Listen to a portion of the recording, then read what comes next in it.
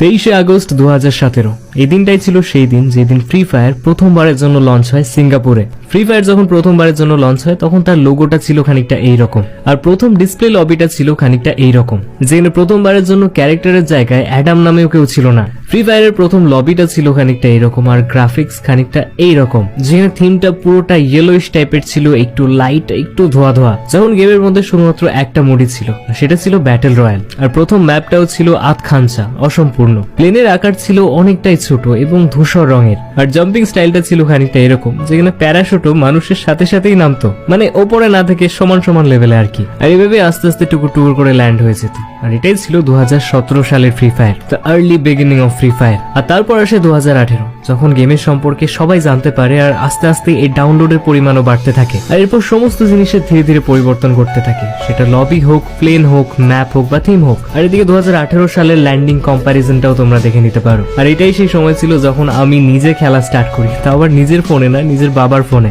ধীরে ধীরে game play এবং গ্রাফিক্স এর মধ্যেও পরিবর্তন আসতে থাকে, গেমটা ধীরে ধীরে ভালো হতে শুরু করে, আর ধীরে ধীরে ছেলেদের মধ্যে গেমটা পপুলার হতে থাকে। যদিও সেই টাইম পর্যন্ত মার্কেটিং এবং অ্যাডভার্টাইজমেন্ট সেরকম ছিল না, কিন্তু লোক মুখে কথা পাঁচকান হয়ে গেমের ব্র্যান্ডিং হতে থাকে। 2018 সালে গেমের ম্যাপের মধ্যে অনেক চেঞ্জেস আসে, অনেক নতুন নতুন জায়গা অ্যাড হয়, গাছপালার মধ্যে ইমপ্রুভমেন্ট আনা হয়, গ্রাউন্ড লেভেল, সার্ফেস লেভেল, ঘাসের মধ্যে ইমপ্রুভমেন্ট আনা হয়। লগভগ মার্চ 2018 পর্যন্ত এই সমস্ত ছোট ছোট চেঞ্জেস হতেই থাকে। আর তারপর হঠাৎ দুম করে একটা গেমের মধ্যে রেভলিউশন চলে আসে। গারিনা ইয়াং গেমিং জেনারেশনের মধ্যে নিজের পপুলারিটি দেখে তাদের মধ্যে কনসিয়াসনেস জেগে আসে। তারা ভাবে যে ইয়ার গেমটা একদিন কিছু না কিছু তো করবে, তাই তারা গেমের ইমপ্রুভমেন্টের উপর আরো জোর দিতে থাকে। আর তারপরেই 14 মার্চ আমাদের গেমের মধ্যে একটা নতুন জায়গা অ্যাড হয়, যার নাম হলো সেন্তোসা। আমাদের অনেকেরই খুবই পছন্দের একটি জায়গা। জায়গাটা পছন্দ হওয়ার কারণ সেই টাইম ছিল সার্ভাইভালের যুগ, আর সেই টাইমে সেখানে নেমে সার্ভাইভালের সাথে সাথে একটা হিউজ পরিমাণে লুট পাওয়া যেত। আর রোল প্লেয়ারদের নিশ্চয়ই বলতে হবে না যে সেই টাইমে একটা গ্লু ওয়ালের কতটা দাম ছিল, আর কতটা রেয়ারই বা ছিল সেটা পাওয়া। সমুদ্রের বাইরে আলাদা একটা জায়গা সকলেরই খুব প্রিয় হয়ে ওঠে। আর এরপরে 21 মার্চ আমরা গেমের মধ্যে নিকিতা নামে একটি মেয়ে ক্যারেক্টার দেখতে পাই,